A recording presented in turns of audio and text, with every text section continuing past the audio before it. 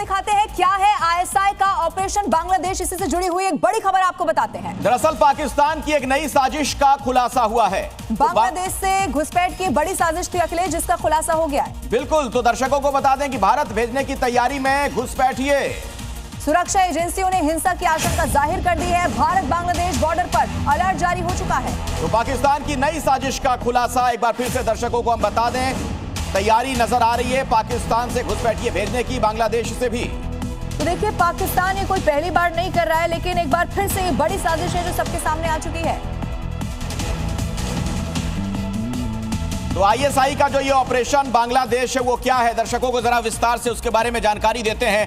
भारत में घुसपैठ की फिराक में है पाकिस्तान। तो देखिए, एक और बड़ा खुलासा हुआ। आईएसआई समर्थित जो संगठन है वो ये पूरी की पूरी साजिश भारत के खिलाफ रच रहा है।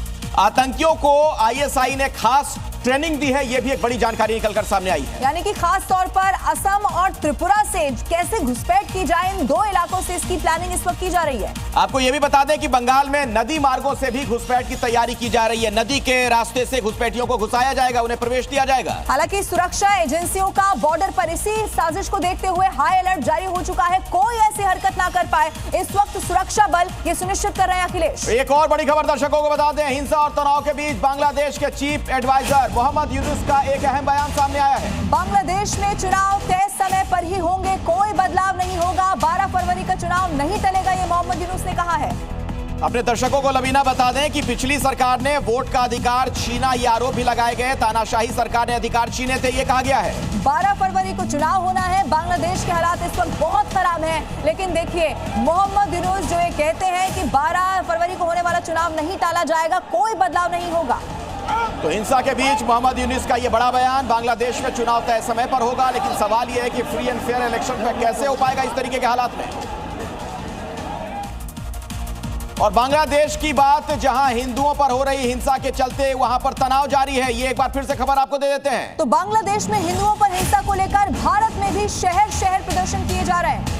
तो एक बड़ी खबर सामने आ रही है। दिल्ली में आज वीएचपी का यानी विश्व हिंदू परिषद का प्रदर्शन है।